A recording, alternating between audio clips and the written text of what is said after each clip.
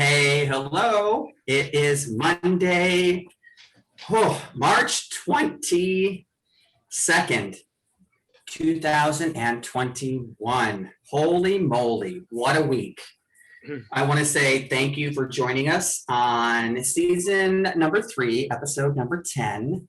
And I want to just kick it right over to the best co-host on the planet who just happened to be mentioned on national television this morning.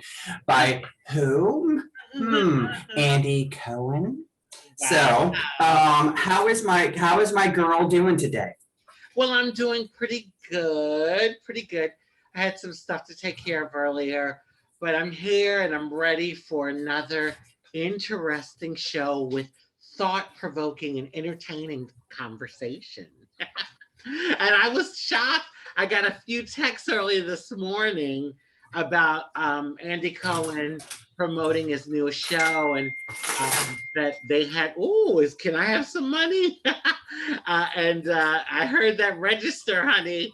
And so, yeah, and then they saw me on TV, so that was great. You know, I'm looking forward to see how it all comes out. It starts this Thursday on E at 9 p.m. Eastern. So let's see, Joseph, should we get started? Well, first of all, what I want to ask is what starts on E at 9 p.m. on Thursday? Oh, Andy Cohen's new show. And what it's all about. Yeah.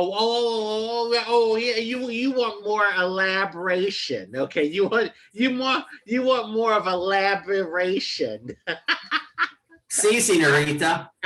I can elaborate. No, so it's the show is about the last 30 years of reality TV from when it began to now, and the most memorable people in the last 30 years that have been on reality TV. So I happen to be one of them. So I'm really honored, and I'm under the category of inspirational. So, well, I think that is totally inspirational, and it's totally fitting for you. Thank you. Well, I'm not under Sideshow Circus Freak. Oh my God! I thought we were going to pass that bus without saying it out loud, but well, it is what it is. So you gave me a compliment today. You said, "Well, you'd never be a sideshow. You'd be the You'd be the main circus attraction." I didn't say circus. I said you would be the main attraction. But we were I didn't say circus. But we were talking about the circus, honey. So I didn't know whether to slap you or hug you. No, it was that should be a hug. You would be the main attraction to anything anybody anywhere has. And if you want to get in contact with Raji Narayan Singh and book her for a special event, don't forget to visit her website, raji-narayansingh.com. That's raji-narayansingh.com. We know that you're sitting right there on your computer, on your laptop, on your cell phone. All you gotta do is just raji-narayansingh.com. And then you can pull up all this fabulous beauty, and you can see that she is and always will be the main attraction to any event or any production. All right, so let's talk about there's so much to talk about. I don't know which thing to talk about first. So I guess the first thing that I want to just dive into is the spring breakers. Here in Florida, it caught national attention. You and I have been talking about this for the last 3 episodes in a row before the drama, whatever, got started. But courtesy of Ron Dick Satanists, all of these COVID spreaders, spring breakers are down here from all across the United States. And just like I said with the numbers 2 weeks ago and talked about what would be happening this week, exactly verbatim what I said. We went from number 5 to number one. We were number one, not in a good way, 2 days in a row. Today we're number two. So we went from number one to number two. I don't know which one's more shitty because both of them are bad. So it's like New York and us, and Texas that flip-flop back and forth in reference to the COVID cases. In reference to the actual positivity rate, we're I think at 5.89% positivity, but that's even including all of the more than 2 million people that have been vaccinated so far. So my concerns still remain the same. In reference to COVID spreaders, the little spoiled brats that are visiting from all across the Jersey Shore or wherever they came from across the United States, down here causing a ruckus.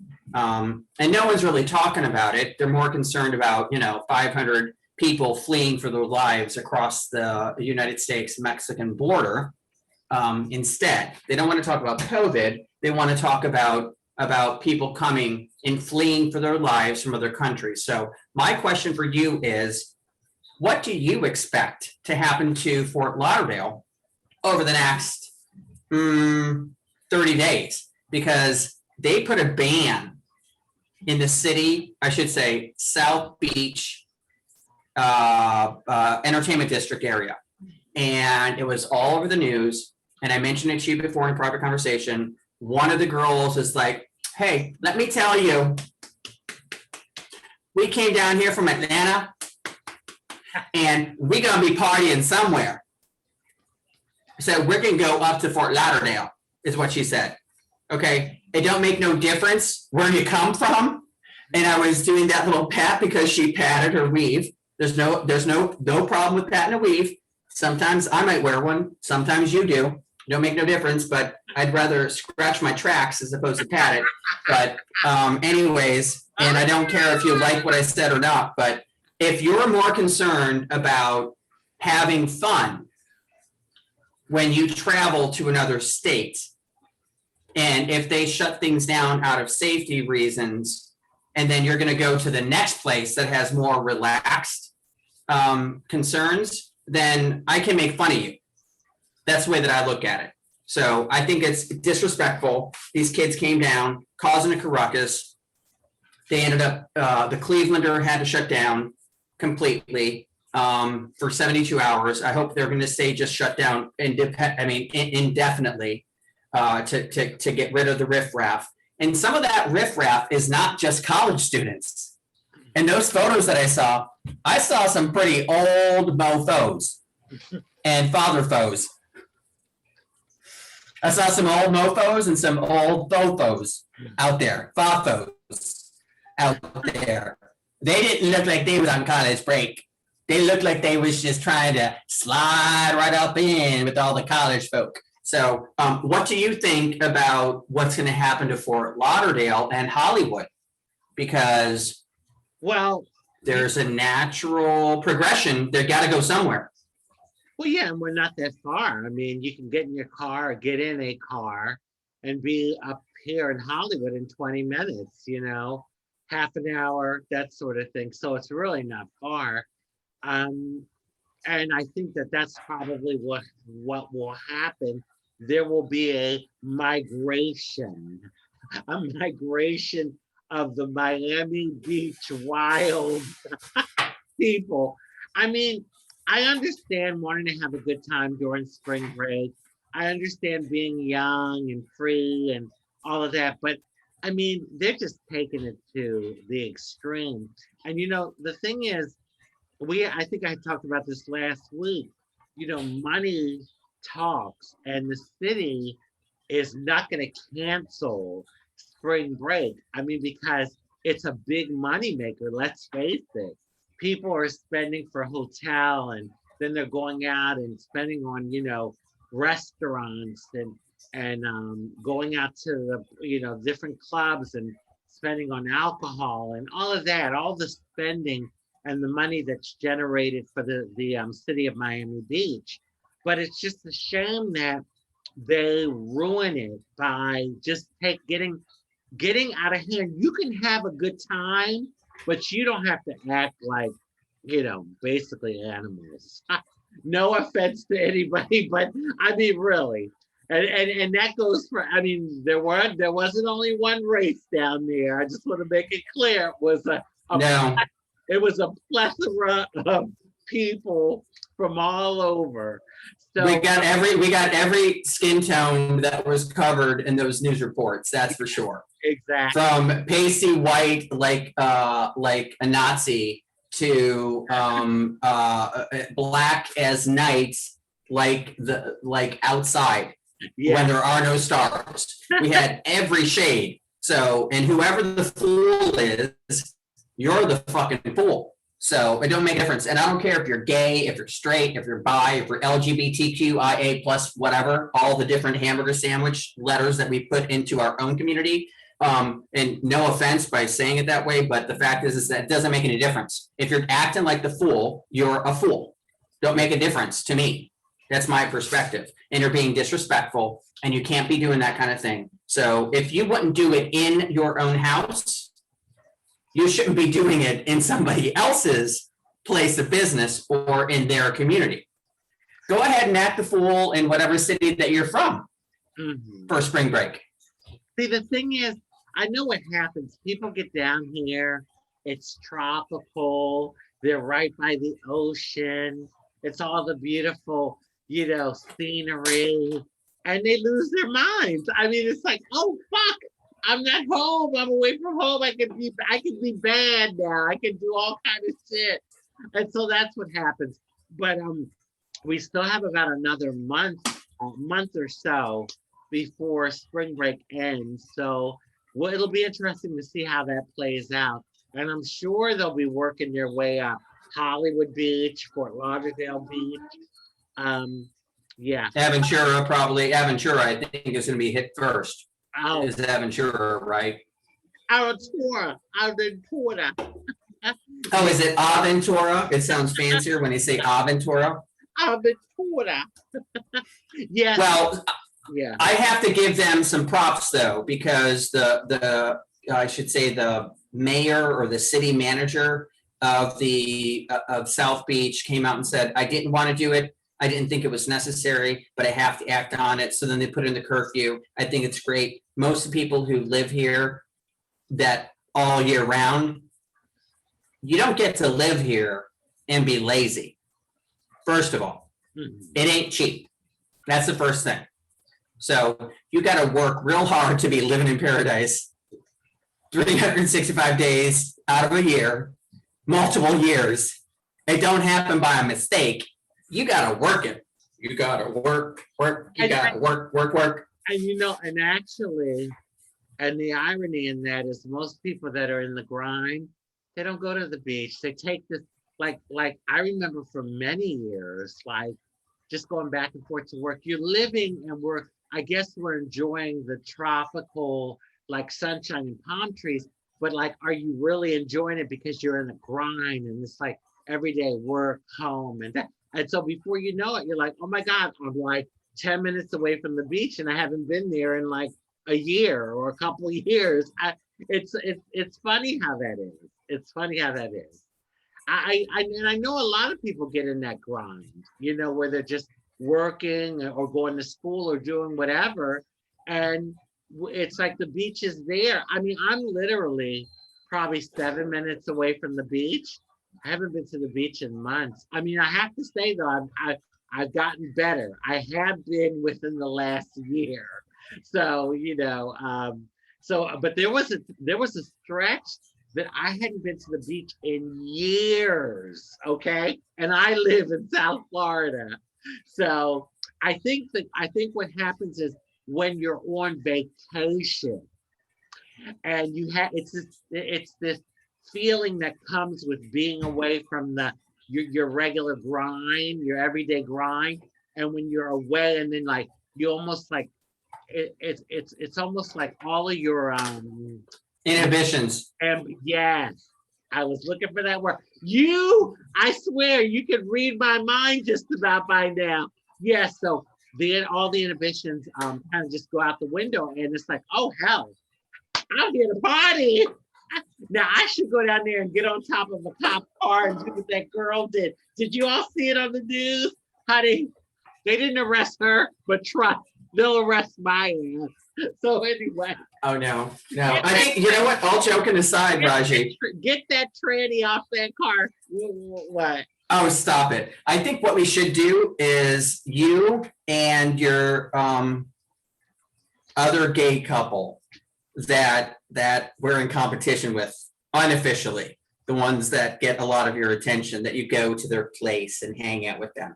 I love them. I think they're adorable. They're a very cute couple. So maybe what we could do is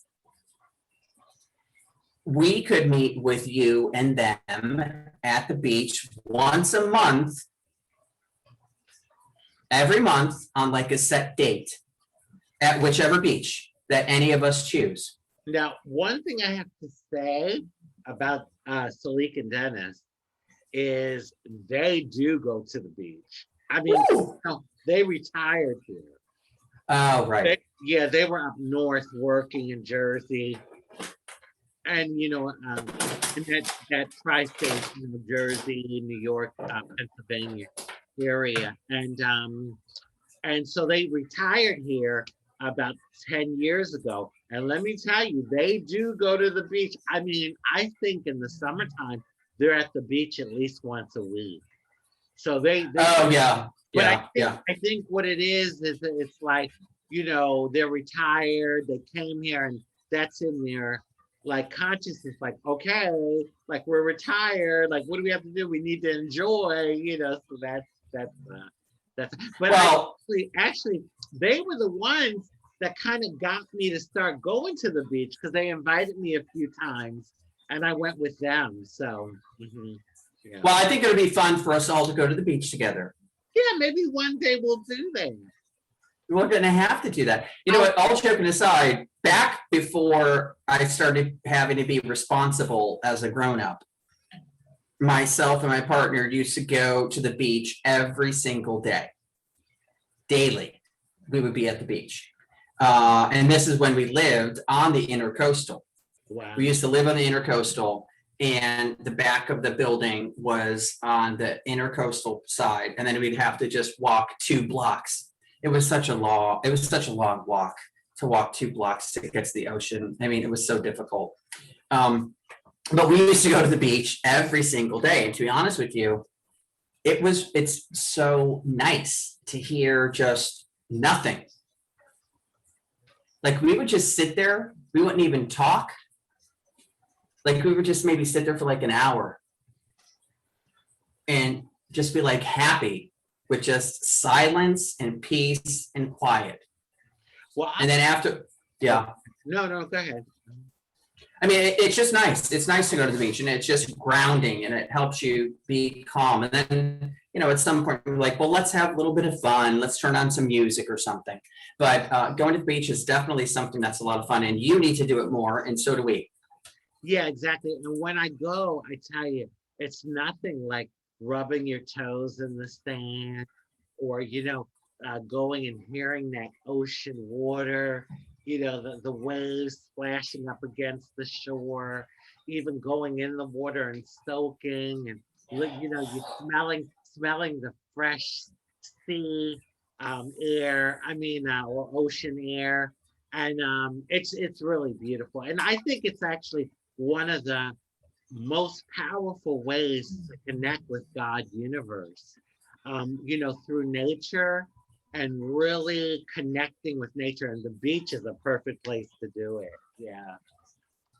That's absolutely for sure. So, all right, let's talk about COVID numbers specifically. Let's just get this elephant out of the room so we can focus on other things that are much more fun and upbeat and everything else. So, in reference to how many people have been vaccinated so far, we're over that 100 million mark. We mentioned it last week. I think we're at 120 million now at this point. In the state of Florida, we're at over 2 million people that are vaccinated, fully vaccinated in the state of Florida.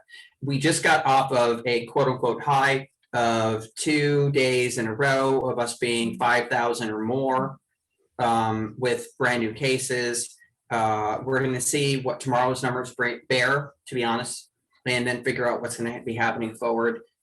They're still pushing forward going into schools, and they're still pushing forward having events and everything else. I believe, if I'm not mistaken, they're talking about having Pride down in Miami at the end of this year. I don't know what's going on with Pride for this year here in Fort Lauderdale. I should say Wilton Manors. And then I don't know what they're going to be doing with Halloween as well, but I'm sure we're going to be getting some information about that. But in reference to my question, with the numbers like sticking at 5,000 new cases daily on the average for more than 2 or 3 months in a row, and it was much higher before that, okay? And knowing that it's on the average about 100 people are dying daily in the state of Florida. How do you feel in reference to that those numbers aren't coming down much lower, considering that the vaccinations, like already 2 million plus people have the vaccine and there's 30 million people in the state? How do you feel in reference to that part? Because I'm a little concerned and I'm confused. Yeah, I'm a little, I am a little, when you brought that up to me and you pointed it out that actually the numbers have been consistent even before all of the vaccinations, they're about the same at this point. And yeah, a little perplexed about that. But then I'm thinking, well, maybe we're like, there's a certain threshold of vaccinations that we have to, so if there's 30 million in the state and we only have 2 million vaccinated, maybe it has to be more like 15 million vaccinated to really see a difference in the numbers. Because yeah, 2 million is a lot of people, but when you're talking about 30 million, that's only like a drop in the bucket. We haven't even gotten half of the state vaccinated yet. So I think that's a good reason why we're not seeing the numbers drop. I'd be interested to see after like we get to 15, like halfway, if we'll see a difference. If we don't, then honey, I'm gonna be really concerned. really, really concerned. What do you think about how they're saying, because the mainstream media is kind of playing it both ways. They're saying, get the vaccine, and but you still need to wear a mask. But if you don't want to wear a mask, you don't have to. Well, they don't say you don't have to wear a mask, but basically, like Ron Dick Satanist, he's like not backing up the state of Florida at all for the counties, the cities, the businesses, or anything. He's saying we're not going to be mandating anything. We're not going to be telling people what to do. You don't have to take a vaccine. You don't have to wear a mask, all this kind of jazz. And I think that personally, that kind of rhetoric is counterproductive. Personally, that's how I feel. Yeah. I think he should be removed from office. Personally, I really, truly do. I think it's been a horrible disservice to our community just to make money. And at some point, how many people have to die in order to remove somebody from office? So we have more than 2 million cases of, this is interesting because you brought up a number, which is interesting the way that you brought that number up, which I think is also interesting that we just passed the 2 million active cases since the beginning of the pandemic. And now we just got to the 2 million vaccinations. Mm-hmm. So in reference to numbers, 2 million people already had it. 2 million people got the vaccine. So that's 4 million. We're not to the 15 million. And then they're saying that, you don't need to get a follow-up test unless you start to show symptoms. Am I the only person that's thinking that if you show symptoms, it's already too late? Like, shouldn't you, like, if you subscribe and think that you need to go to test, but that you got the vaccine, so then, oh, I'm done. I don't need to do no more tests no more. I don't need to wear no masks. I'm good to go. And then you get sick. Isn't that a little bit too late? Because y'all thought that it was okay. Okay, so I brought up 2 different questions for you. I'm so sorry. I do this too on a regular basis, and I greatly apologize. Okay, so the first question is, what do you think about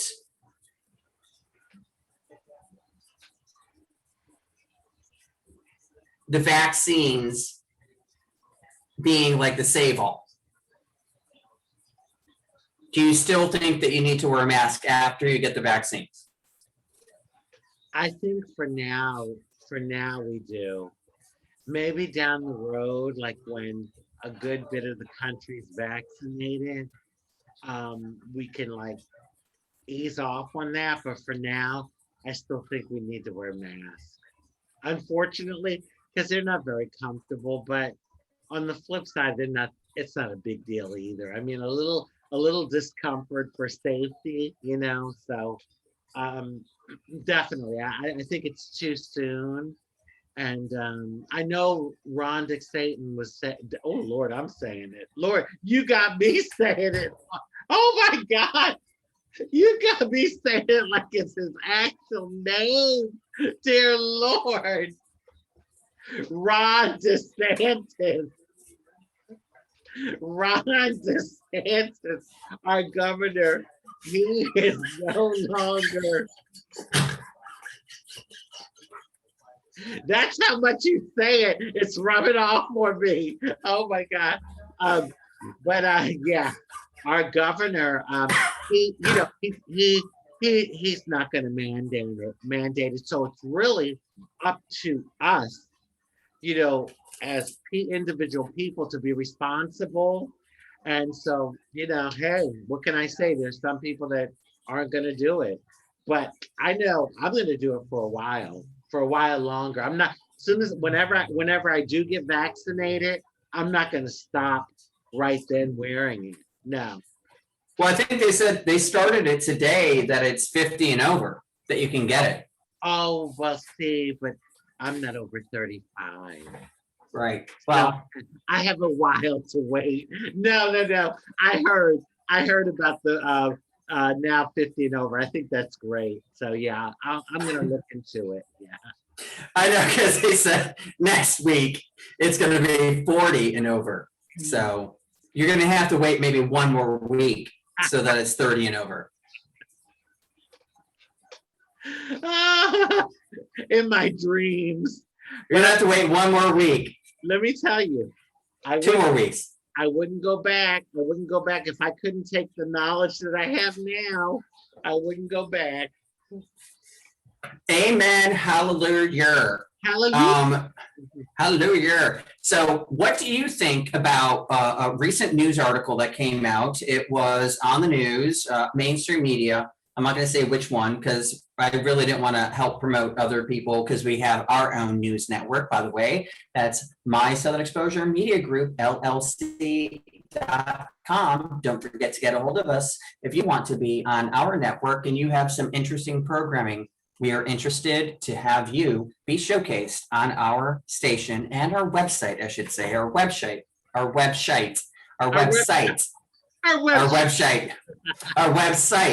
which is our station. I combined station and site into shite. Oh, good Lord. Anyways, that's what happens. So I don't know what to say, but if you are interested, we want to have you be part of our network. And also, by the same token, My Southern Exposure Media Group, LLC, had just finished all of our brand new pages for every state in the United States, as well as all the 5 territories, including Guam, American Samoa, Northern Mariana Islands, Puerto Rico, and U.S. Virgin Islands.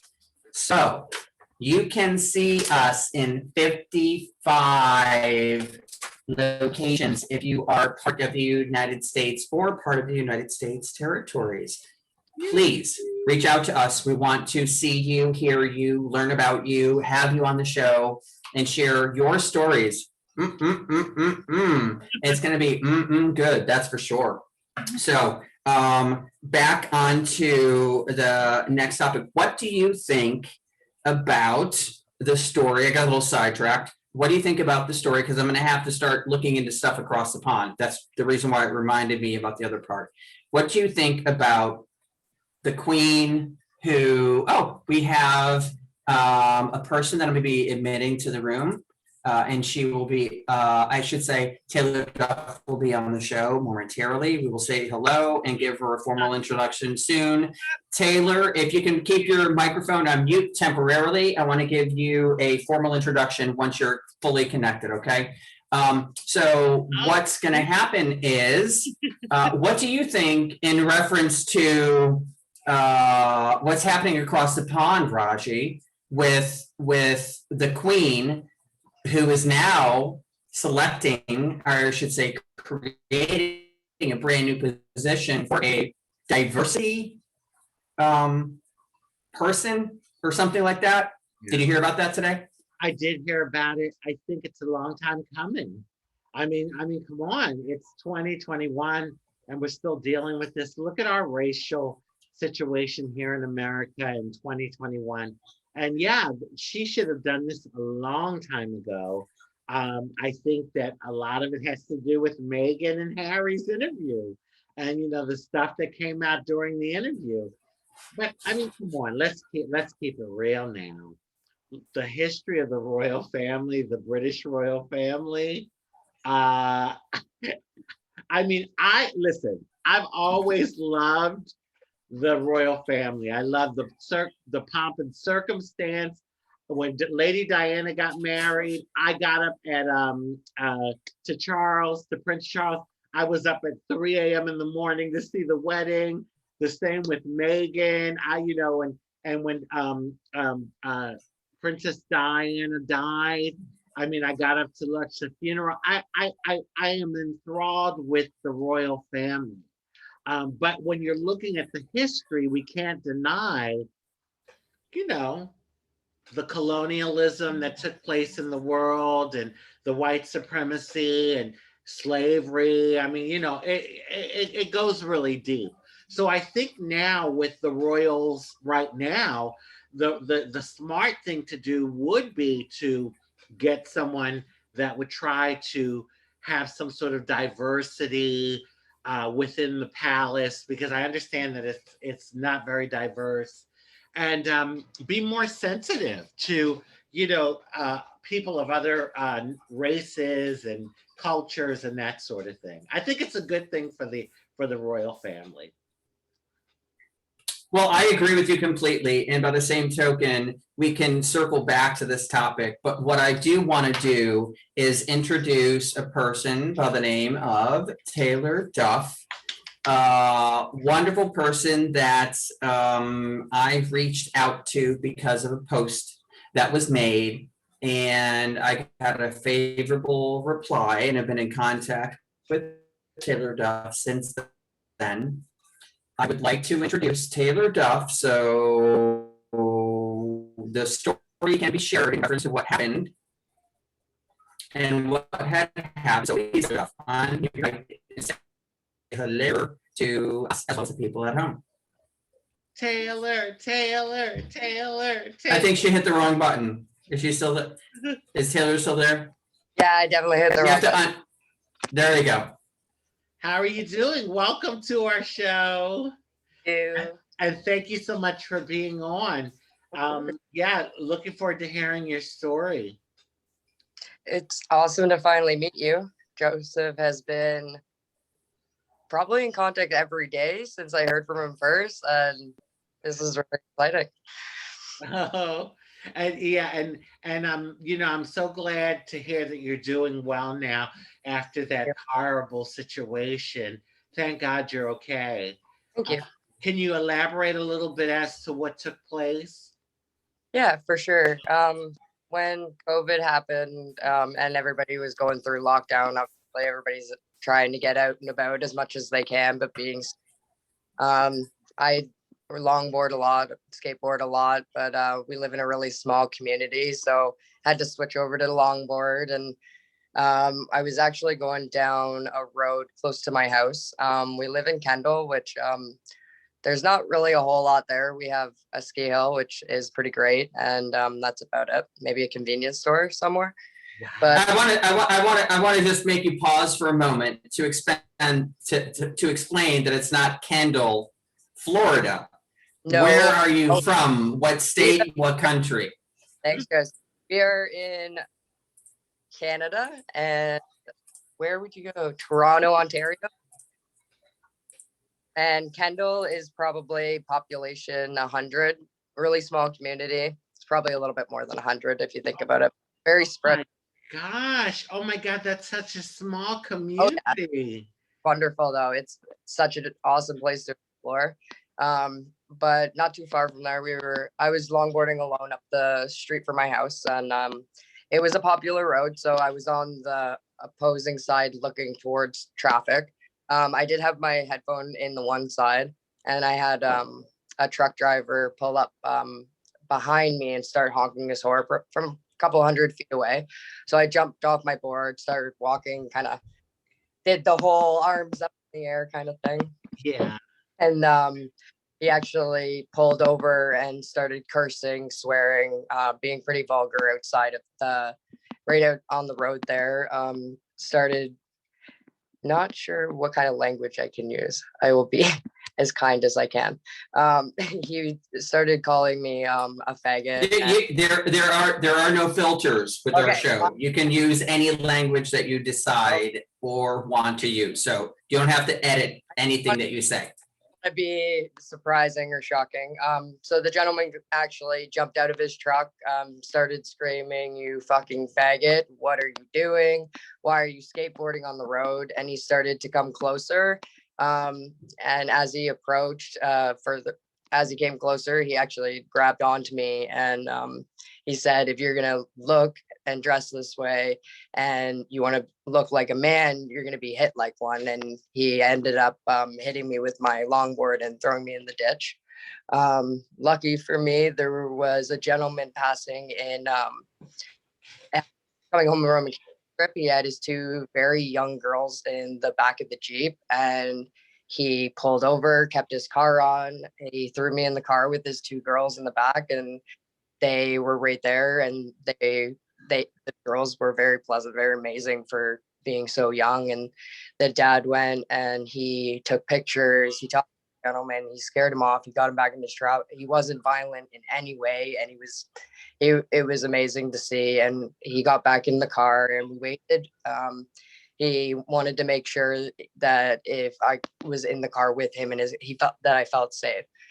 He asked me where home was, where he could take me if I needed to calm down.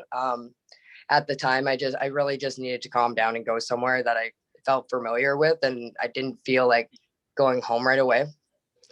So I asked him if he could take me to the Kendall Park that was just the road, which is actually where I was going at the time. So he sat me down and he had a chat with me, and we made a call to my boss at the time, who works up the road from me. I've been working there forever, and he's more like a dad to me than anything.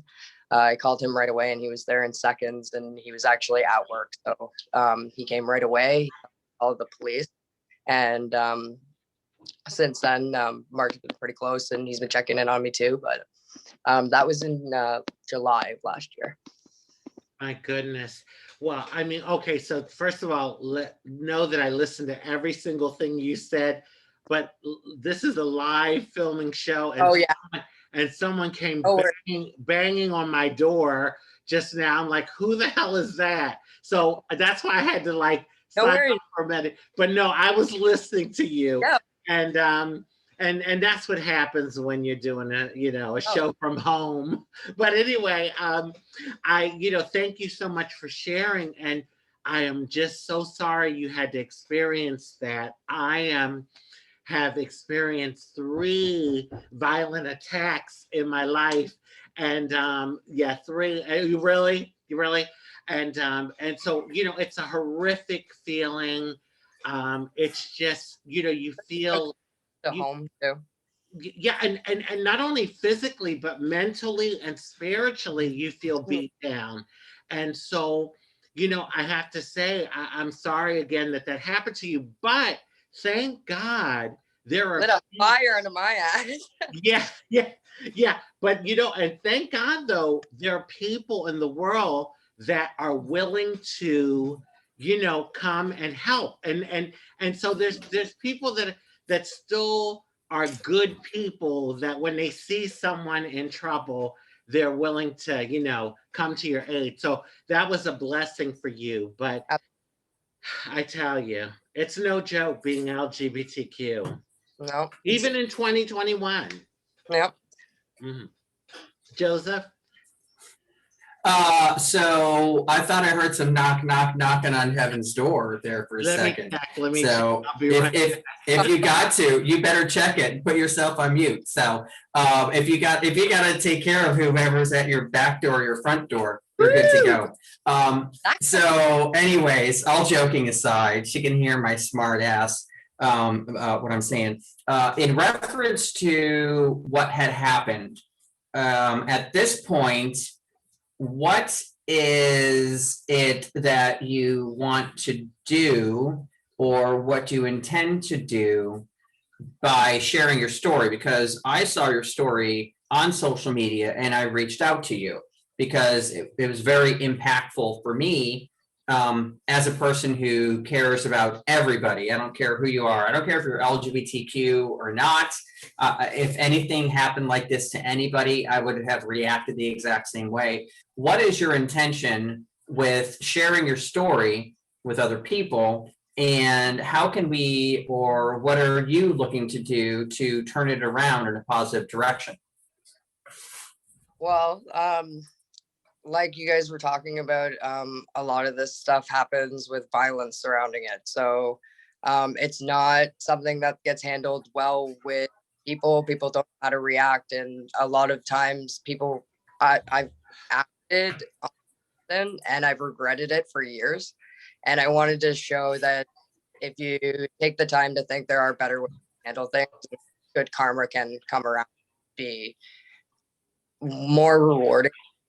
And by this, I was a little person in Kendall and had nothing. And having this story out there, this guy going to donate to the charity of my choice, and it's the 519 in Toronto, and you work from trans to virtual older adult conferences and group therapy, offer children of to do so much.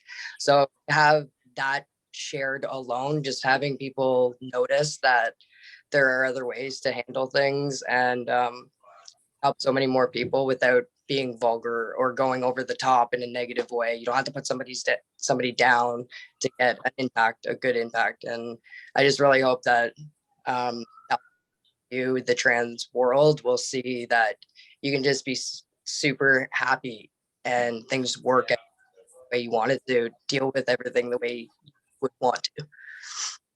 Yeah. Well, I'll tell you, as an older. Well, that sounds good. I mean, one thing. Go ahead, honey. Raj, you go ahead. Oh. As a person who's more than 30 years of age. Yeah. Well, you were saying? That's what I was going to say. As an older trans person, I come from the days when trans people had zero resources. And so I am so happy I lived to see these better days. And people like yourself, trans people like yourself who are young, coming out. And it's a lot more, I would say, hopeful. There's, I think that it's not so gotta get a good image going for we're good people if we feel so much. Yeah, for everybody. I want people to understand that we have hard shells and but we're super soft, but don't tell anybody. Secrets out. I hear you. No, but and I'll tell you, it's the tough times in life. When you go through hard times, a lot of times those are the moments that are pivotal for you to like, it's almost like a springboard Yeah. to inspire you to do something. And you know, I can see that this was a horrible thing that happened to you, but from that, you're doing so many wonderful things, and you know, trying to impact the community in positive ways. So I think it's great. I'm inspired by you. Thank you. Sure. Well, one thing that we need to do is make certain to add the link from your page to our website. For sure. And I'm sure that the pretty little girl down here in the box below me that I'm pointing to, that I'm fingering, and she likes to get fingered. Oh, did I actually say it out loud? Never. The pretty little girl down there. Oi! The pretty little girl down there. You know, she's got lots of contacts. So I'm sure if once you forward the information, what I'll do, Raji, is give you Taylor Duff's information, and Taylor Duff, I will give you Raj's information, just like we did with our last guest, so that you can communicate with each other directly. And I think that is definitely a good step forward, so that you can both communicate with each other. But the least that we can do, absolute bare minimum, I should say, yes. Well, no, what I wanted to ask. I'm listening. Canada. I hear, and I have family in Toronto. I've only been there once, though, and it was many years ago. But I'm sorry. We'll get back here. I should come back. Yeah, and maybe one of these days I will. I have a question though. From what I hear, LGBTQ rights and equality and equity, Canada seems to be a little more progressive than here in the United States. Is that true? Is it true? Oh yeah, we're getting big changes actually. There's a lot of organizations popping up, especially from the bigger parts of Toronto, but even closer, like I said, in Kendall, I can go 10 minutes away. We have a trans community there, and they're amazing. Wonderful. Okay. Right. Toronto, scariest day of my life, but the best day of my life. Isn't that something? Wow. Yeah, I was curious because I've heard it, but you know, you can hear things, but when you actually get it from the horse's mouth, for lack of a better phrase, you're so cute. But when you get it from, you know, someone that's living in it, and someone that's actually LGBTQ, you know, so it's good to know that that's true. That's true. They're really making big changes, and there's a huge support here in Canada.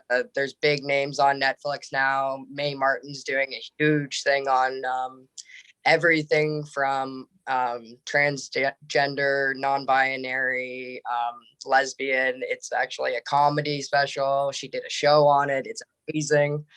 But she's also from Toronto. She's so she really put herself out there. You really did a good job.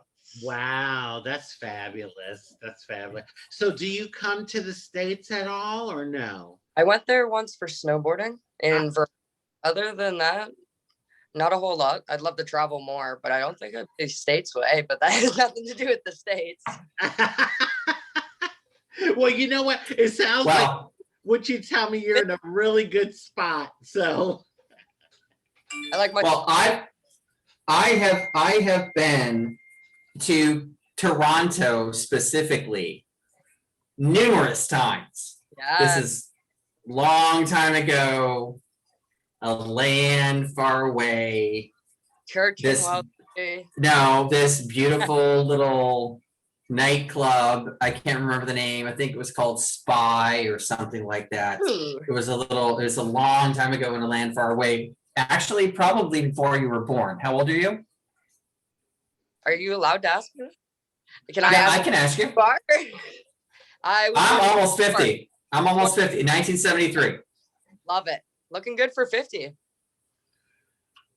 You're making me look like a vampire, though. Oh my gosh, she's so cute. Taylor, you are just adorable. So, but a long time ago, no, it was called Fly. It wasn't called Spy. It was called Fly. That was the nightclub.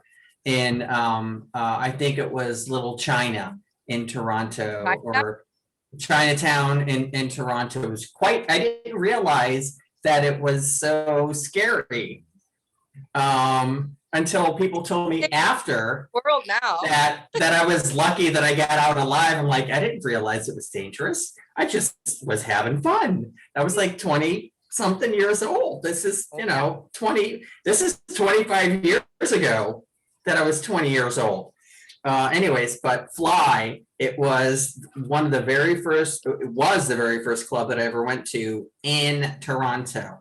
And it was a fabulous place, and I had lots of fun over there. So, but okay, so in reference to what's going on with you now, so you have your GoFundMe page that's going to directly benefit the 519, is that correct? And then what's next for you?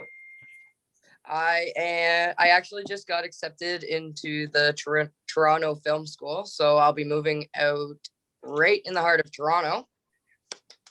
We're working on Congratulations. you guys in person that I may not actually have to get an apartment. So we're working on accommodations through the school. Joseph? That is wonderful. And I mean, I take it that film is something you really want to do and you're passionate about it. Graphic design, film. I spend a lot of time just snapping pictures, trigger finger. Friends hate it. They love it after. Mhm. You know, I think the funniest part about things is that sometimes when people get backed into the corner, they like cower down in fear or just cover their head. Yep. And then sometimes people are like, okay, I'm afraid, but I accept what's wrong. I'm open to what can be good. And that's exactly what happened with you. And with our conversations that we've had over the last week or two or so, I hope that, well, clearly it's a great thing. And that's one of those things that we hadn't discussed, but I was like, if you're going to school and you're doing this, why don't you just, so that's great, because that makes the most sense, that you could just basically live on campus. Solid yes to tell you. No, that's fucking, I'm sorry. That's just fabulous. I said fucking, but I don't care. That's fucking fabulous. And that's what I was hoping and praying for. And I knew, but the thing is like, you know, hey, after you're done with that school, then you can make me look pretty. Oh, it's going to take a lot of work. No. Hey, I bet that she's got a wig in her closet. Those curls on you? Oh, no, Raji definitely has many, but Raji is the pretty one. Yeah. I'm just the uptight one. I'm the uptight one. Are you willing to shave? It takes a lot to get this together. That's all I'm gonna say. Maybe a redhead. What do you think? Hey, She has a redhead. Yeah. She has a redhead one. I look good in red. Yeah, I do. She looks really good in red. She looks like a raven vixen. Mm-hmm. Thank you. Like a raven little redheaded. I said redheaded. I didn't say the other word. Instead of redheaded S something. Yeah. You look like a raven vixen. Yeah. All right, so Taylor Duff, thank you so much for being on the show. By the way, because of you being on the show, I'm going to ask, well, you know what, Raji, why don't you ask a very simple question about our show that Taylor Duff can answer? Oh my God. A simple question. Okay. A simple question. I can give you 10 simple questions that she should know the answer to. Okay. That Taylor should know the answer to. Okay, let's think here. What do Joseph and I normally do in the beginning of the show? We normally do it. That's how we open up before we even start talking.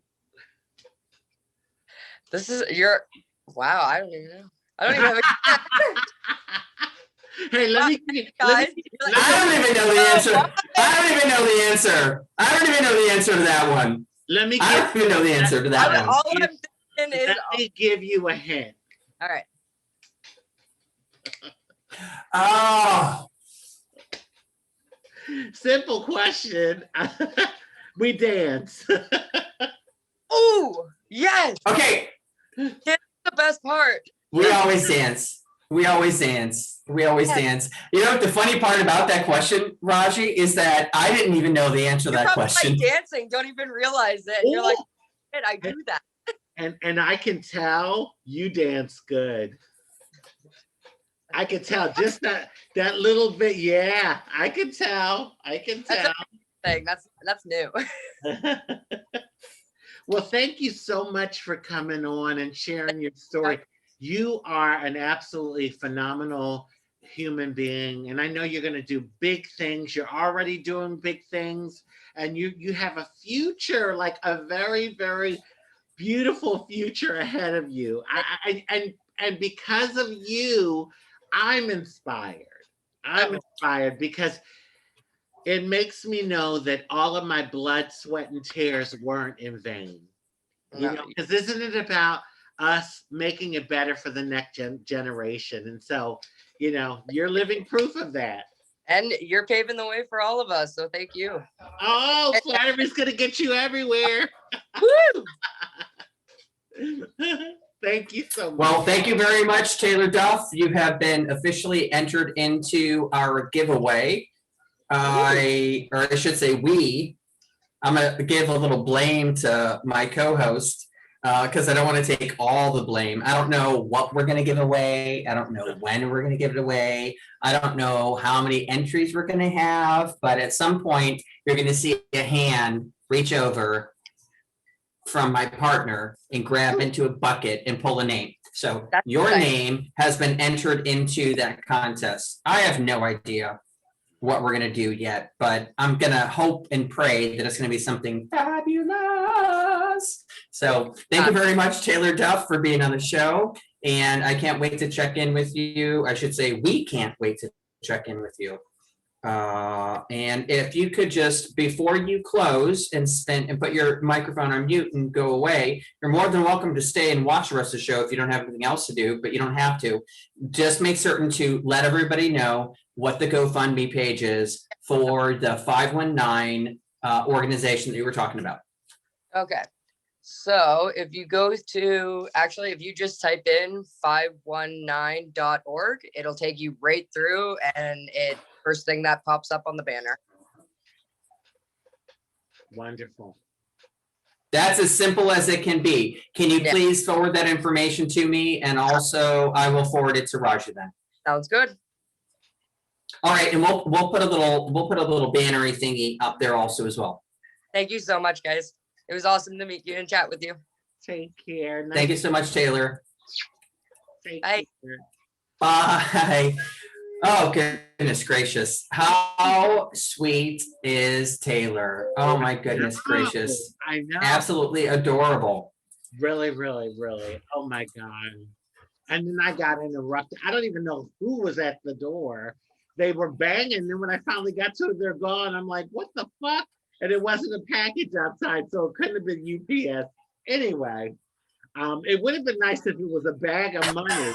Okay, that would have been nice. Right? Yeah. Yeah. So anyway. All right, so let's move on to Aretha Franklin's show last night. You watched it, I presume. You told me to watch it, and I fell asleep after we got done making steak. So I'm sorry. Sometimes that happens when I eat a filet mignon, and it's not that often that I do. So tell us what happened with the Aretha Franklin show from last night. Yeah, well, actually, this is only part one. There's 3 more parts. It's 4 nights, which 3 or 4 nights, which I was like, wow, they're really breaking the story down. I mean, I think they did Whitney's story. Well, I think it depends on how the producer wants to do it. And I mean, you can I guess you can do a story in a few hours, or you could stretch it out and do it in a matter of a few nights. So that's what they're doing with Aretha. But it was really good. I had heard about some of the stuff she went through as a young girl. You know, she had her first she got pregnant at 12 years old, and that was like, I mean, something. But her father was a preacher, and he was. Let's just put it this way: he was a preacher on Sunday, and during the week he was having his orgies. He partied, and he was buck wild. But on Sunday he was that preacher, and he was well known and well respected in the community. And so Aretha, of course, started singing in the church, and then what the father had did, I think he had gotten the girl pregnant at 12, when she was 12, and she had the baby for him. So when Aretha got pregnant at 12, because Aretha was going on tour, he did like this gospel tour where he went around the country, and he took Aretha with him. And during the tour, she ended up getting pregnant, and she was only 12 years old. So he was understanding, and he basically said, this baby isn't going to stop you. You are here to sing. You have a beautiful voice, and we're going to take the family. It's going to be the family's baby. And so I think he was understanding, because he had gotten a girl pregnant at 12, and when she was, so anyway, that's where it left off. Tonight I'm going to try and watch it again. But it's really, when you see someone, when they've quote unquote made it, you don't know what all they went through to get there. It might appear like, oh, it happened overnight and here they are. But in many cases, it's years and years of struggle and determination and trial and error and all of that. So yeah, so far so good. Really juicy. Yeah, I mean, I'm sorry, because I got distracted with that storyline that you just told me, and I can't help but type it in. I'm looking, how old was Aretha Franklin's dad when he got the girl pregnant at age 12? Mm-hmm. Do you know the answer? I don't. Oh, goodness gracious. That's like a whole other episode. I know. For a show, to be honest with you. But so far the story is going well, because Aretha's dad was supportive of her because she got pregnant when she was 12. But by the same token, isn't that abnormal? Like, I'm just asking, like, an 18-year-old is an adult. So how can a 12-year-old get pregnant? Yeah. That's my question. Listen, if a girl has her period, she can get pregnant. And that's, she obviously had her period. Some girls get their period very early. Some females get their period at like 9 and 10. Usually that's rare, but it's happened. But usually around 12, 13 for a lot of girls. And, then there's some late bloomers that get it late, like 15, 16. So. Wow. That's kind of crazy. So, and the other part that I think is interesting is, like, some people have this idea of, like, it's bad if you have child laborers working to make T-shirts for whoever. You've heard of this before. Child labor is bad, right? Everyone knows child labor is bad. But it's okay if you're a Jackson or a Franklin or a Spears or Dion, Celine, I don't remember her damn name, the Canadian. Celine Dion. Celine Dion. She was like 9, 10, 11, 12 years old. And then she got married to a 40-year-old man. No disrespect, but super creepy. Like seriously, you're 38 years old and you're going to go through like the newborn section and be like, oh, that one's going to be mine. Well, he's already passed. He's already passed and dead, so I'm not going to speak ill of the dead, but that's really fucking creepy. Seriously. So the thing that I have the problem with is it's a dichotomy, or it's a double standard. So it's okay if Beyonce's child who is doing voiceover work makes millions, but it's not okay for a child who's trying to make money so that she's sewing things so that her family can have food on the table. Do you see what I'm saying with that? It's a little, don't you think that's a little strange? Like, it's okay if you're rich and then your child makes money? Just like the Kardashians, same thing. The Kardashians were young and making money. Yeah, I think, well, there's labor laws in relation to children.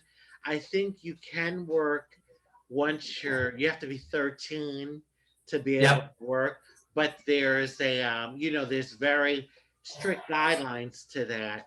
And it all comes from back in the day when kids didn't have any rights, and they were like working these kids like slaves, and some of them would die because of the conditions and everything.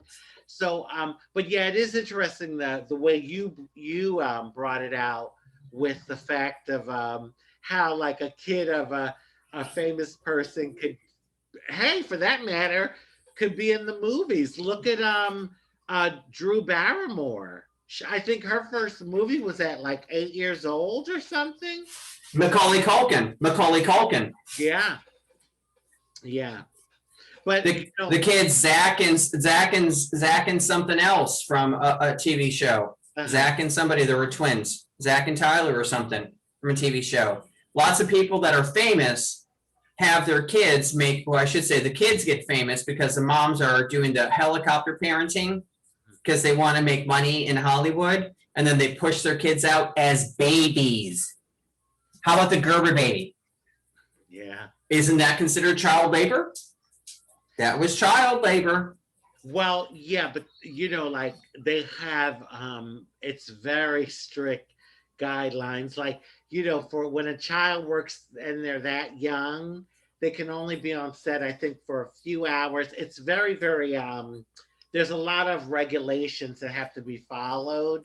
And, I think the reason being is because in stories you have children, like like when you're doing movies and life stories, there's kids and babies, and it's like real life, so they need those characters, those people to play certain characters. But yeah, it is interesting. It is how I mean, it's like that little thing kind of jogged in my head. Like, it's okay for one, but not the other. It's okay for, Mary-Kate and Ashley Olsen to make money as the twins working at Full House. Yeah. It's okay for, I'm just using like some terms, like some names that we all know about, but it's okay for them to make money. Britney Spears, still making money. Michael Jackson, the Jackson 5, a whole family of kids. That's true. That mommy and daddy made the money off of. Are you freaking kidding me here? Is that not a child labor regulation violation? I mean, I'm just asking for a friend. I mean, I don't know, but I'm just thinking like, okay, so if child labor laws apply and we can make it work for millionaires that turn into billionaires, why can't we make that work for regular people? It's just, I don't know how my brain just got to that part, but talking about kids and working, it made me think about that topic. I hadn't planned on bringing that topic up. So sometimes you know how I am. It's kind of hard to keep up. I apologize, Raji. I greatly apologize to you. If you want to get a hold of this crazy guy in the turtleneck when it's 80 degrees outside, it's Joseph at My Southern Exposure, that site. If you want to get a hold of that beautiful curly-haired Shirley Temple on the other side of the screen, that's Raji at My Southern Exposure, that site. And do not forget to visit WeGoLLC.com. That is a transportation service here, right in the Wilton Manors, Fort Lauderdale, Mineral Terrace area also as well. So, and if you want to work with us and help promote your business, that is work at myswimexposure.site. So I have to ask you a question in reference to what's going on in Raji land that you want to share. I didn't plan on asking this, and I'm going to give you a couple seconds to formulate your response, because we don't have a plan for the show today. We're going to just wing it because I was cleaning toilets less than 2 hours ago, just to break it down on the Realio. I mean, seriously, I'm behind schedule because I was elbow deep in a toilet with a sponge cleaning poop. So I'm not too fancy. I'm just like the rest of y'all and picking up dog poop or whatever. So I can clean some toilets. I can wash some floors. I can wash some dishes, and I can clean some laundry, and I can pet sit. So, but what's going on in Raji land that you can share besides me sharing way too much like what I just did? Well, I see we have a lot of things going on. Yeah, we certainly keep busy in different ways. Well, let's see. This week, I will be doing an interview on NBC6 for Women's Month. They want to do something on trans women. So I'm scheduled to do that. I'm waiting to hear back from the producers, but it looks like it's going to be a go. It won't only be me, it'll be a couple other trans women too. And then let's see. Oh, I have Marie Claire contacted me, and I'm going to be doing a presentation online with them. They have like monthly programs or seminars for their, I guess, colleagues in the business. And so they invited me as a guest to speak. That's going to be next week. So yeah, some stuff going on, but hey, what can I say, Okay, so wait a second. That's a shout out to Marie Claire. Yeah. Do you use Marie Claire products? Because I'm just asking, like, can you, when you're talking to Marie Claire, can you be like, hey, by the way, Miss Marie, last name Claire, we got this show. We would love to promote you guys. So we can do a whole hour about y'all. Well, they have Marie Claire magazine. It's a magazine. Yeah. And so, yeah, I'm going to see. It sounds like it's a great opportunity. And hey, who knows? What I've learned is that one thing tends to lead to another. Like, it's amazing how, like, you can do something, and then from that, it leads to something else. And so on and so on. Not always, but a lot of the time. So yeah, keeping busy. And then of course, all my outreach work with Trans Social, a wonderful organization here in South Florida, led by trans for trans. So yeah, doing a lot of work with them. So yeah, just keeping busy, just like you. It might not be cleaning, well, I clean my own toilet, but it might not be cleaning toilets, but I think we both have a full schedule. We definitely both have a full load, that's for sure. We do. Okay, so what do you think about what's happening with Joe Biden's situation at the border? There's a lot of critiques about what's going on. I have some critiques, even though I love him, and I think he's a great guy. I think he's doing a good job with what's been happening so far. But I have some critiques with it. But by the same token, I'm kind of curious to think what you think about it with the whole border thing. We kind of generally talked about it last week, but at this point now, it seems like it's turning into a talking point for some people to undermine the integrity of the current administration when there's been nothing but good done so far. What do you think about the border thing going on? Well, I think it's definitely a problem. We're being bombarded. And from what I understand, the kids are because there's so many, they're in really not so good situations in those detention centers. Because I think there was one that they only had really room for 250 and there were 800 kids there. So the conditions aren't very good. But I think what has happened is the word got out, even if these people don't know the name of the president, even if they don't know that it's President Biden, somehow the word spread in Central America, Nicaragua, El Salvador, Guatemala, all of those places that, oh, Trump is gone now. We can get in. So now what's happened is you have all of this influx of people, more than it had been, because they were still coming. They were coming, but not as much. And so it's just one of those situations. I tell you, we as Americans we have our problems here, but we are very fortunate. We are. There's so many people in other countries that really want to come here. And the bottom line is we can't open our borders to everyone. I mean, that's why you have countries and you have borders and you have governments, because people just can't go, back and forth and that sort of thing. There's a process. And so, listen, my father was an immigrant. He came to this country many, many years ago.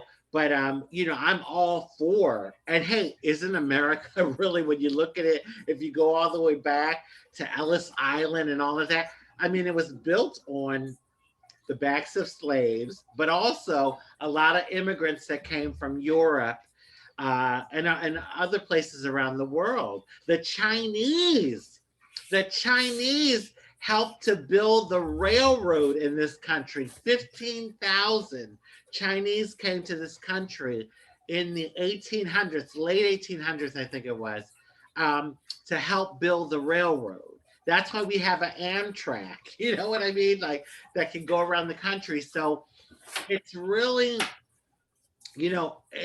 America's built on a melting pot of people from all around the world.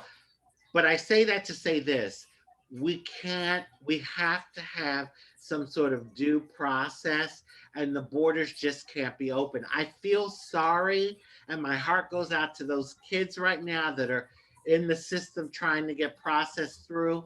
Hopefully they'll be able to get, to a home, a loving home, and be settled, and be able to live here in America and have a better life than where they were, where they come from.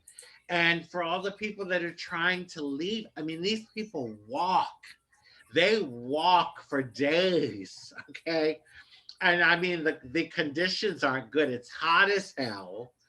They don't have bathrooms and showers and all of those nice things that human beings should have.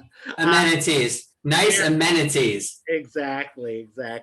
So, these people are suffering, and it's a shame. I think to myself, my God, if I was born somewhere, no offense to El Salvador or any of these other countries, would I be one of those that would be like, oh, I want to go to America. I want to go to America, or I want to go to Canada, or I want to go, to England, or, countries that are, I guess, doing better and have more opportunity. And so, and let me tell you, a lot of these guys from around the world that I talk to that contact me, they, a lot of them, I think, really would like to come here. I really do, just based on the conversation and things that they've said. So I don't know. It's one of those things. I hope that we'll be able to work through the bottleneck, because I think right now there's a bottleneck. And, if we can kind of like have it where it's more of a flow in, but see, these people are desperate. They're like, fuck that. I'm leaving now. I'm not waiting a month or 2 months here in El Salvador or wherever they're coming from, So anyway. What do you? Well, I mean, I agree with you on most of what you just said, but I disagree with you about one of the main things that you mentioned. I think that the border should be open to everybody, personally. I think that's just my personal opinion. So it's okay for us to disagree because we can have different opinions. There's nothing wrong with that. And the reason why I think that it's okay is that the United States was stolen from the Indians and also Mexicans. And the foreigners came on their boats, brought some Black Plague with them, hung some witches that weren't even witches. The Indians showed them how to catch some turkey, and then they ended up putting them on reservations and shoved them into little camps and killed them and raped their wives and all of that kind of jazz. So from that perspective, the British, I think, really fucked shit up personally. They brought slaves just as well as the Catholic Church brought slaves. The Catholic Church, praise the Lord, amen, hallelujah, but they had slaves. Some people don't remember that part because it's inconvenient. It's an inconvenient truth. Spain had slaves, Portugal had slaves, France had slaves, England had slaves, Italy had slaves. I mean, a lot of Europe, a lot of the European countries enslaved the world. Yeah, but in reference to religion, the Catholics had slaves. The Catholics, the Roman Catholics brought slaves with them to do work. So y'all got your shit fucked up. I don't think Jesus would be very happy. What would Jesus do? Not have a slave, that's for sure. I'm just saying, even though I'm Roman Catholic and I agree with some of the stuff that they did, y'all are pretty fucked up. So on Sunday, hallelujah, amen, and on Monday, you're fucking some girl in a massage parlor. So let's not get things twisted. Yeah, that's a whole nother story. Hypocrisy. That's a whole nother story, but I'm just saying, it's like some people are praying down on their hands and knees and sending cards out to people, but then they steal from their own family members. Yeah. That's not very Christian. The reason why I believe that we shouldn't have open borders is because there are American people that can't get jobs, people that were born in this country that cannot get jobs, that are having a difficult time living. And, the bottom line is we come first. Americans have to come first. If you're bringing in a load of people that you don't even know where you're going to place them, because a lot of these kids are coming to the border without families. So now you have a whole nother problem with trying to get these kids adopted out or fostered out or finding family that they might have here. It's just, I agree in immigration. My father, like I said, was an immigrant. I believe in that. I believe that people have a right to immigrate, but to just open the doors and say, hey, come in, we got our own shit that we have to deal with American-born citizens that, are having problems. And if we have 100,000 people just flood our borders, that's just going to add to the situation that we already have, our own problems. So that's exactly why England, they left the European Union, because of the fact that they did the whole Brexit thing, because the English people were complaining that all these people were flooding over to England and taking jobs, and like the English people couldn't get jobs, and children that had neighborhood schools, there weren't room for the kids that were there, like English kids born in England, because you had all these foreigners coming in from other countries. So I'm not saying close the door and lock it. I'm just saying open the door, let a few in, close the door. Open the door, let some more in, close the door. But if you open the door and you have all of them just flooding in, it's going to just compound things. I mean, people are already complaining about Biden and the conditions of the children. Where are we going to put another 100,000 kids? I mean, I'm exaggerating. Maybe, I'm saying 100,000, maybe 10,000 or whatever. And I do believe that the people that are anti-Biden, this is the perfect thing for them to use, because I mean, I think Biden is trying his best to handle the situation. But hey, shit happens. People make mistakes. Nothing is perfect. I have a friend who said she's done some fact checking and some of the stuff Biden has gotten wrong. I mean, but for the most part, I think he means well. He cares about all Americans. Uh, Look, he hit the 100 million people vaccinated before the 100 days that he said he would do it. So, he's doing some stuff. He's doing some good stuff. Yeah, no, that's good. I mean, part of the thing, what you just mentioned is I want to kind of backtrack a minute, because I think it's kind of interesting that you said Britain, correct? Britain left the Brexit because they didn't like the idea of people coming in. They left immigrants. They didn't like because there were too many immigrants coming in Britain. Yeah, there were too many immigrants flooding in because they were a part of the European Union. Right. If you're in the European Union, you could just go from country to country. You can go from France to Italy, from Italy to Holland. I mean, like without any sort of due process. So they left that because it was too many people wanting to flood England. I think it's ironic. I think actually, and if you think back about it, wasn't it Britain who invaded North America? Oh God. Well, let's see. Wait a minute. Who were they? Who was the Nina, the Penta, and the Santa Maria? That doesn't count. That doesn't count. It was the British. So is that Britain or is that not? Britain, the British and Britain are the same or no? Those are two different. English, is it England? England is England. Yeah. Okay. But I mean, I think it's interesting that people are upset about other people coming into a place. No one owns the earth. Hate to break it down. No one owns the earth. No matter how much money you have, guess what? You still have to pay taxes on your property. You cannot prepay your taxes. I looked into it. I said, how much does it cost to prepay taxes for the next 30 years? Oh, you can't do that.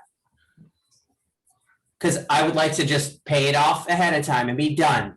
You cannot prepay taxes. So no one owns this planet. So I think it's kind of the part that I agree with you with part of what you said, and I respect what you're saying also as well. But from the same token, by the same token, I should say, it's like no one has any right to give borders to anybody.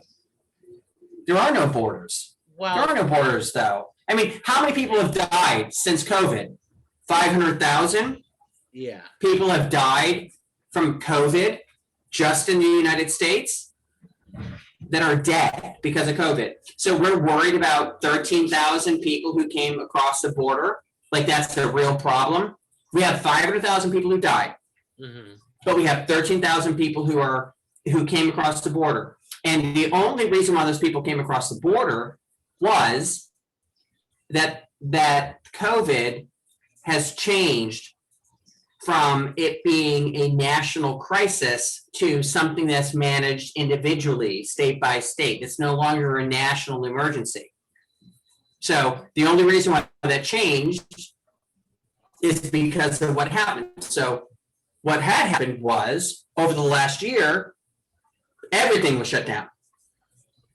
And then the kids were put into concentration camps, but no one's talking about the 400 or 500 kids that Donald Trump separated from their parents.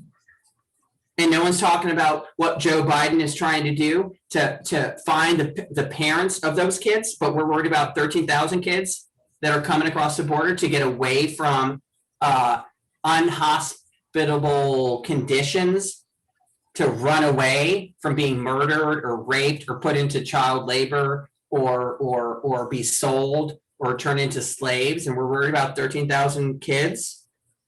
So it's kind of like it's a big political maneuver, and it's insulting considering that the big focus should be and should always be this whole COVID bullshit. I hate talking about it, but it's necessary.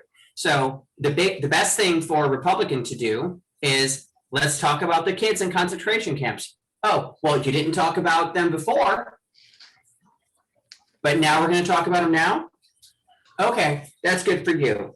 I hope you rest really well in health, because I should say almost every Republican should probably be there, because they're not very Christian. They do not care about people. They tried to slow down all the money being dispensed, and 9 Democrats also joined ranks with those people. But then they have the hypocrisy on top of it to not be able to rationalize what the problem is. One of the news reporters got into a tit and tat with one of the Republicans. He's like, well, you didn't have a problem when Donald Trump tried to undermine or overturn the election, but you have a problem with this senator who's a Democrat who is trying to overturn an election because of 3 votes.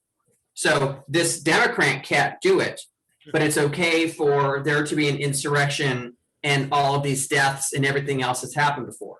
So I understand your perspective. I definitely agree with it. But personally, from my perspective, I don't think there should be any borders anywhere for anybody. I think it should be a process where if you want to live somewhere, you fill out an application, you do what you can say, you know, you're running away, you want to start a new life, whatever the deal is, and then you just do the paperwork. But let's call an ace and a spade a spade. There's more than enough money that's being wasted every single day on fucking bullshit. So it's not about money, it's about politics. And if someone's getting paid $6 million a year and they only go into the office 25 times, like Lindsey Graham, Miss Graham, Miss Ugly Fucker, Miss Graham, Miss Lindsey Graham, Turtle Boy. Let me pull my turtle up. This is my Lindsey Graham impression. Like, if you can be paid that amount of money, then you don't have anywhere to judge. That's all. That's the only part that I get frustrated with. But I understand what you're saying, because it's not a good idea to just say open borders, blah, blah, blah. But there's got to be a way around it. But people are making it about what Joe Biden did. It's not about what Joe Biden did. It's about what happened with everything that had not been done for 4 years. And that's where the ball kind of gets dropped. That's what I'm thinking. Yeah. Well, you know, I agree. The world, I mean, technically, yeah, the earth doesn't belong to anyone. I mean, the earth doesn't belong to anyone, and it does belong to all of us. Like, in other words, like, we all are born into life, and this is our birthright. But the reality is there are countries, there are governments, there are laws. That's the reality. You can't just pick up and go anywhere to any country without a process. I understand your belief that you can go anywhere on the planet. That's wonderful. And you probably can, Joseph, but not unless you have a passport. You fill out, sometimes you have to get a visa. You got to pay for your ticket, and then you'll go. But what I'm trying to say is that the fact is, the reality is, there are countries, there are borders, there are governments, there are laws, there are regulations, there's immigration. I mean, this stuff exists. So therefore, that's what we have to deal with. What's real right now and what's happening now. This isn't like, 2,000 years ago where people could just get up and walk wherever they wanted. I mean, it's great. Like, you're coming from the stance of, like, more, I would say, spiritual, in the sense that, yes, we're born into life. We all come to the planet. We're born, and therefore us being born gives us the birthright to this planet. no matter where or what. Yes. And I agree in that sense. But I'm just saying that the reality is there are countries. I think I forgot how many, 100 and something, but Well, what do you think about talking about rules and regulations and properties and all that kind of stuff? What do you think about this senator? I'm not going to say the name because I think she's feckless, and everyone knows the word that goes with that. I think she is a feckless, fill out the blank. So she actually had the audacity in a report, I should say a grandstanding opportunity, the politician. She said, we don't need our money going to this place. We don't need our money going to that place. We don't need our money to go to this place, all these other foreign countries. And this feckless said, Guam. Okay, you are a politician of the United States of America, and you don't know that Guam is one of the 5 habitable territories? You know what? I'm going to say her name because it's so ridiculous. Taylor Greene. Taylor Greene, the representative, did not even know that Guam was part of the United States of America. What do you think about that feckless thing? well, it goes to show you can win a political seat, and you don't have to know what territories belong to the United States and what states what states we have in our country. I think what it shows is that if you are popular enough and have the appeal to the constituents in your area, that's all that matters in the sense of you getting a seat, becoming a senator or a congressman or congresswoman, a representative, a state representative.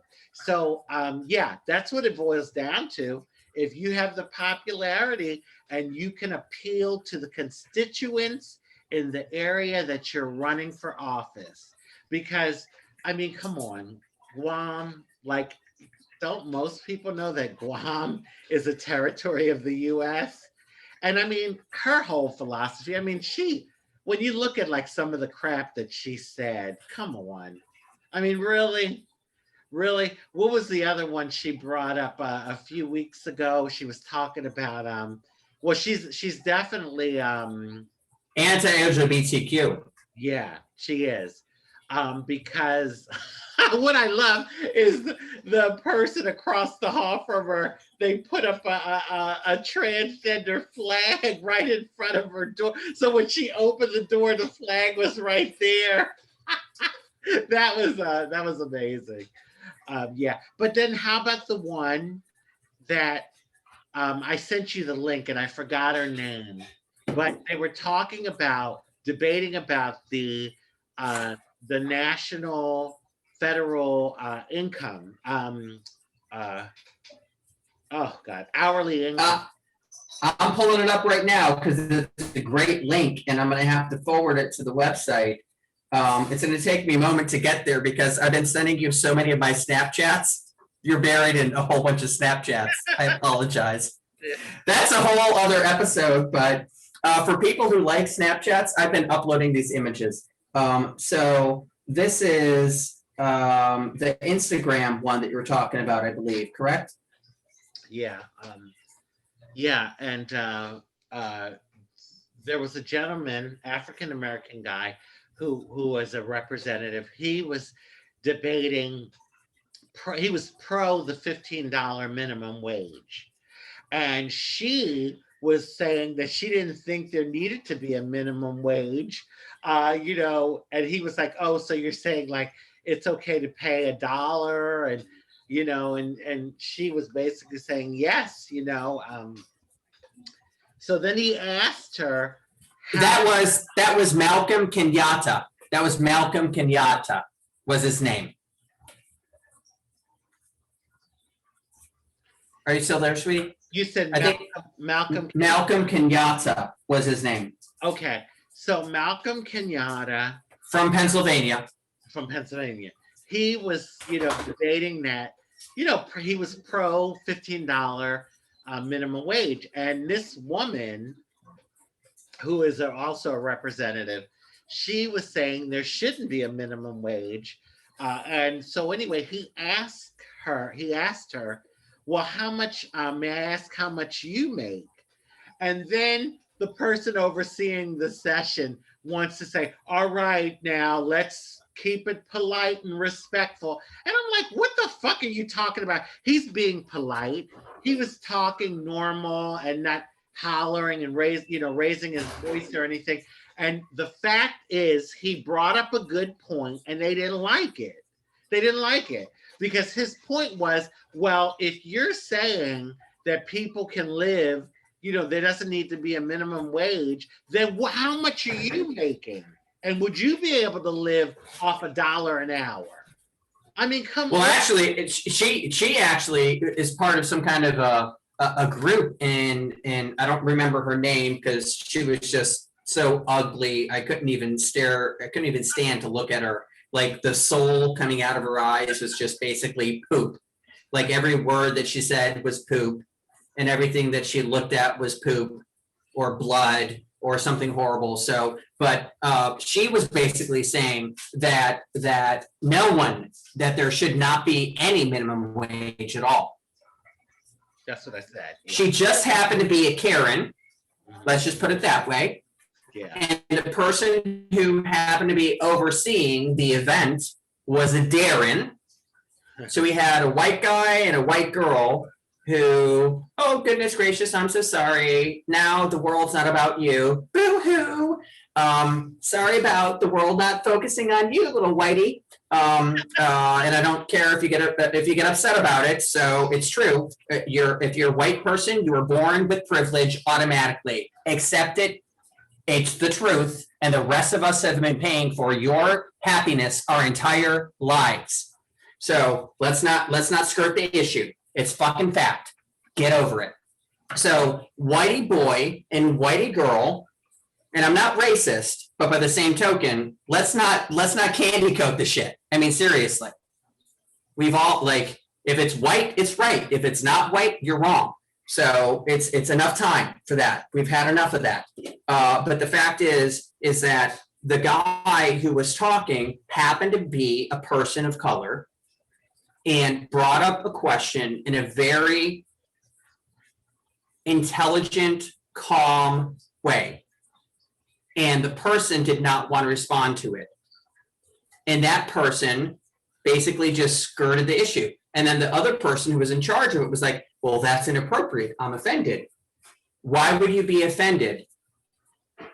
For the person to be able to answer a question from one of your colleagues. Just because it's uncomfortable doesn't mean the person doesn't answer the question. Sometimes you and I agree, sometimes we don't agree. Sometimes I agree with my partner, sometimes we don't agree. Sometimes I agree with my mother-in-law, sometimes we don't agree. You don't have to agree with everybody all the damn time. That's right. It's about communicating and listening. More importantly, it's about listening. A lot of people just want to talk, but they don't want to listen. So the part that I have the problem with is that they shut him down. Mm-hmm. Like cold turkey. They shut him down. Yeah. That's not acceptable. That's not acceptable at all. Like there was no resolution to the answer of the question. And we brought it up a couple of episodes ago and last week and also this week. If you can't live off of $15 a week, then you shouldn't be telling people that $15 a week is not enough to live off of. And if you can't raise it up to at least $15 a week, maybe it should be 30. If you can live off of $30 a week, then make it 30. If you can live off, $30 an hour, if you can live off $50 an hour, how much are you making, Mr. Lawmaker, Miss Lawmaker, LGBTQIA lawmaker? How much are you making per hour? Then whatever you're making is what the people should be getting paid as the federal minimum wage. Or you need to ratchet your shit back.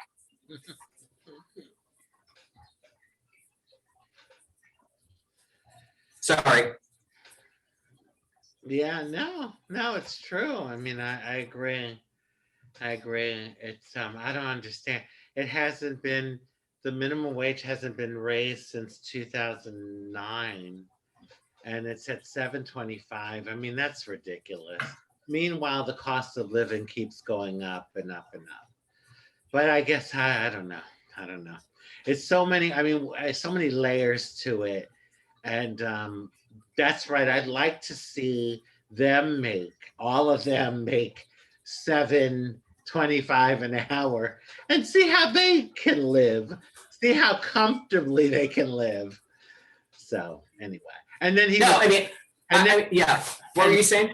and then the Darren guy, he was like, well, let's not be disrespectful. She has her degree and this and that and the other. And the African, what's his name again? Oh, can goodness gracious. I'll find it. Anyway, I'll get it. You keep talking. I'll find it. The African American guy that was arguing, pro $15 an hour.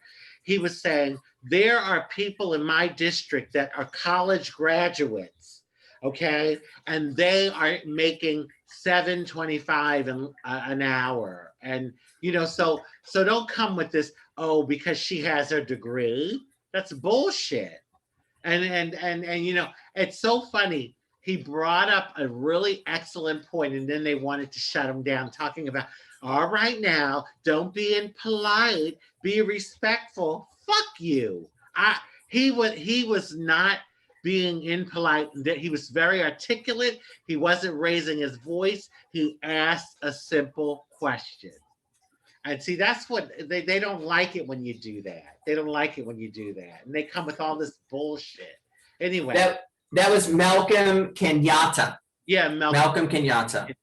Yeah. Yeah. And then actually to add insult to injury, the lady's response was, she did respond after it. She said, well, they don't have qualifications like I do. Like she was justifying. Yeah.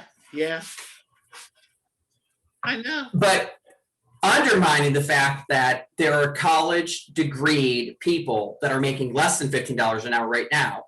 They have to have 3 jobs instead of 1. Exactly. Just to make $20 an hour. And that's a far cry from what this little feckless, never mind, person who's sitting in her home with the perfect internet connection, the perfect lighting, and the perfect makeup, and the perfect hair, and the perfect car, and the perfect house, and 30 years old. Oh, I cry for you. I don't cry for you. I think that you deserve all the evil that comes back onto you based off of you taking advantage of other people. If you have to take advantage of other people to make money, because money is more important than people, then you deserve all the bad karma that comes back on you. And I think part of the reason why you are such a success, and part of the reason why myself and my partner are so blessed, our family, in reference to a lot of things, is that we focus on people. People are more important than money. That's the difference. That's the most important thing. Yeah. That's the most important thing. Like, I don't need a gift on my birthday. I don't need anything at all except someone to tell me happy birthday. Or they can take a piece of paper and fold it up and make a birthday card. I'd be happy with that. You don't have to go out and get a Hallmark card and spend $22.95 or whatever. I don't care about that shit.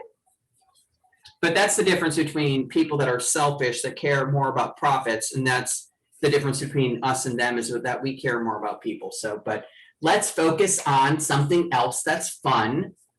We had a recent release of how many butterflies made it, Ricky? How many was it? 7 out of 8 of our butterflies made it. One of the butterflies did not. But that was a pretty good, that was, I think, our like 6th or 7th hatching of butterflies. And what we will be doing shortly is making our location part of the butterfly registry. And then I guess they're going to give us these little stickers. And then I don't know if I like the idea of it, but you put this little sticker on the wing, and then it's got like a little microchip in there, and you can track where it goes. Oh, I'm not a big fan of that part because it's got like technology on a butterfly. I mean, I'm not a big fan with that part, but we're gonna be doing the whole butterfly thing. And on a very light note, I started doing these Snapchats. Some of my friends have been bombarded with Snapchats from a person who is representing me,